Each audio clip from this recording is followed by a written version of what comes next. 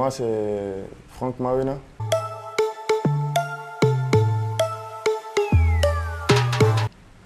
International togolais. Évoluant actuellement à Dito. J'ai commencé mes débuts en 2006 au Sporting Club de Lomé, le centre de formation de l'ancien DT de l'équipe nationale, Akusa Camelio. J'ai fait 2 ans là-bas et puis après, en 2008, j'ai rejoint le centre de formation de l'Est international togolais Olufade Adekombi, CDS Olufade, 6 à Kege. De là, j'ai pu effectuer mon premier voyage en 2010 vers l'Europe par l'intermédiaire de quelques agents. J'ai passé 3 mois en Belgique. J'ai fait quelques essais qui ont été concluants et d'autres pas. Mais j'ai quand même eu la chance d'aller signer en Turquie, en D1 turc, en 2010. Dans la même année, j'ai signé mon premier contrat professionnel à 17 ans, où j'ai passé 2 très bonnes années. Puis après, j'ai été transféré en Belgique, en D1 belge, pardon, Beschot, du nom de Beschot, le club d'Antwerpen, où j'ai passé aussi une bonne saison. Malheureusement, ce dernier club est parti en faillite, ce qui m'a amené à atterrir en Espagne, dans un petit club de Détroit, dans une très belle ville touristique aussi du nom de Gandia. Le club s'appelle Place de Gandia. J'ai effectué une année aussi là-bas. Puis je suis rentré au pays en 2015, où il n'y avait pas le championnat, suite à quelques problèmes administratifs. Et du coup, on s'entraînait juste pour garder la forme. J'ai eu cette chance aussi d'être appelé en sélection pour la première fois par le coach Tom Senfield pour affronter la double confrontation l'Ouganda.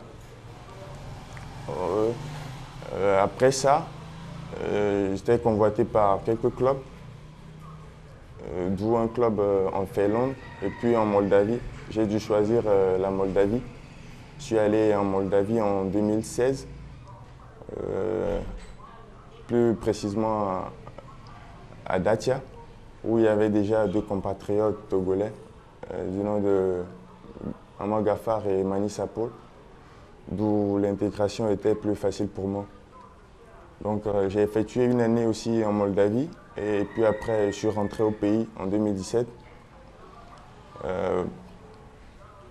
Pour ne pas rester sans rien faire, j'ai intégré le club Dynamique togolais en 2017 jusqu'à ce jour.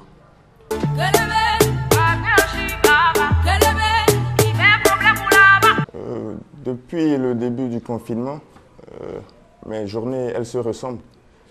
Ça devient la routine chez moi.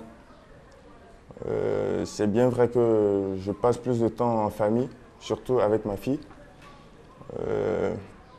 Je passe mes temps aussi à regarder la télé, à jouer à la play, comme tout joueur.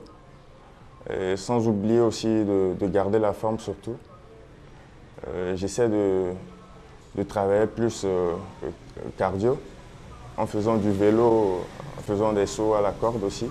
Je travaille aussi un peu avec l'élastic band pour quelques exercices.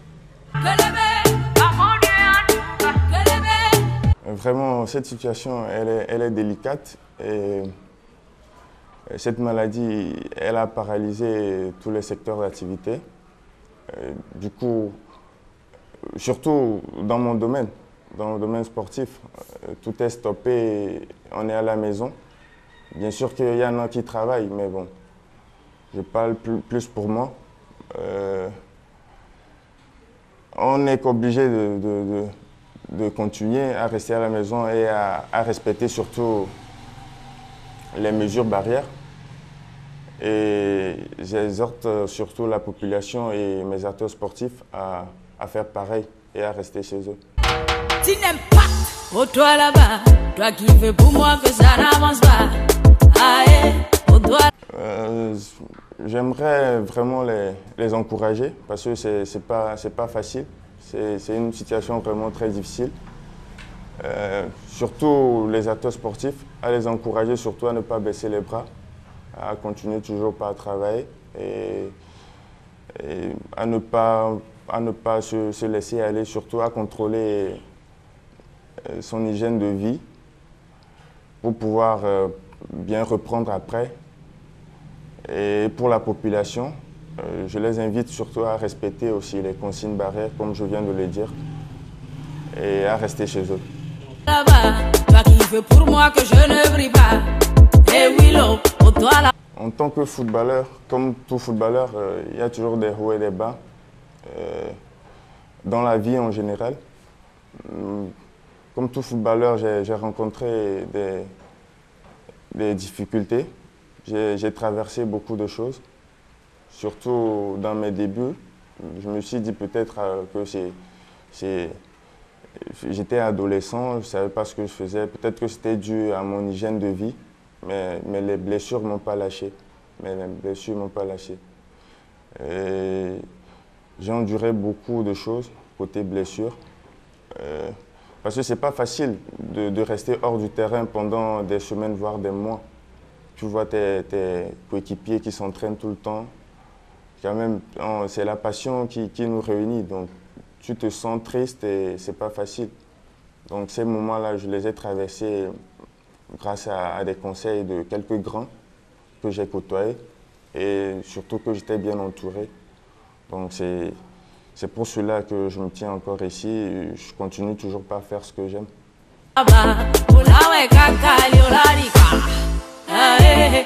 Ouais, il y a plein d'avantages.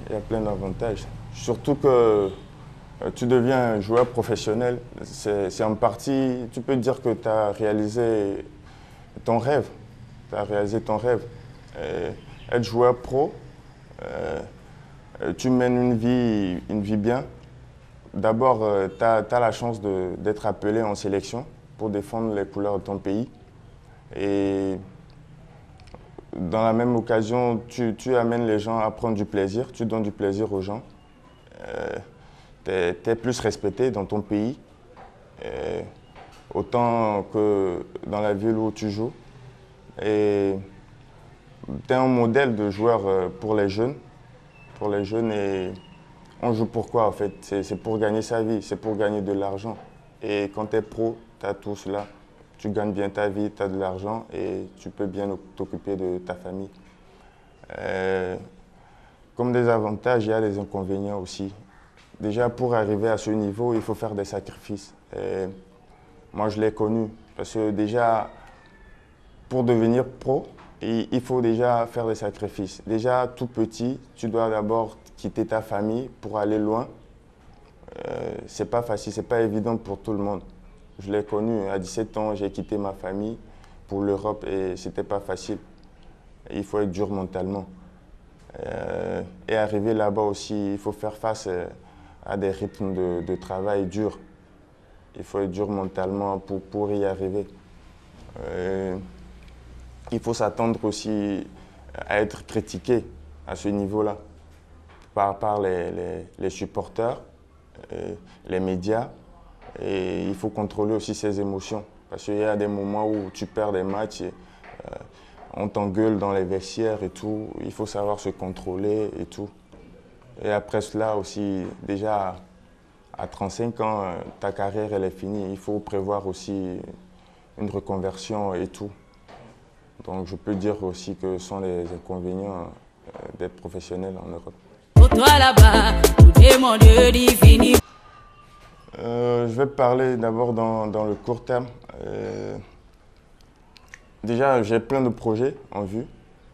Juste que malheureusement, cette maladie vient s'immiscer.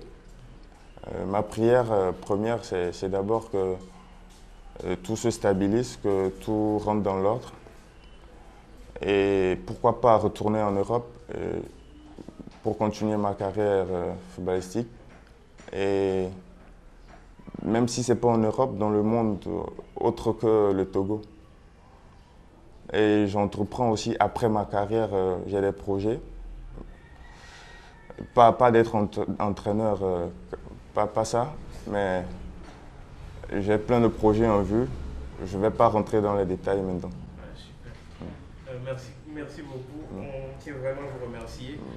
Avant de vous lâcher, dites-nous, est-ce que vous avez un mot de fin à dire à l'endroit de vos fans, tous ceux qui nous suivent sur notre chaîne, à vos fans et à toutes ces personnes-là, ces collègues footballeurs et même à toute la population togolaise? D'abord, je dis merci à votre équipe de m'avoir accordé cette chance. Et on sait très bien la période dans laquelle nous sommes.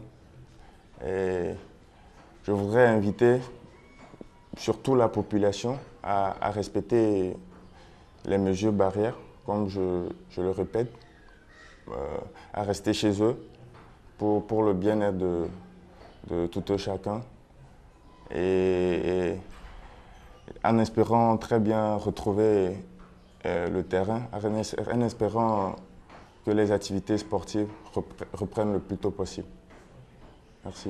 Ouais. Écoutez, c'est tout le meilleur qu'on puisse vous souhaiter. Retrouvez très vite le terrain, essayez d'aller directement vers vos rêves comme vous l'avez vous-même souhaité. On vous souhaite une très bonne chance et à très bientôt. Merci à vous.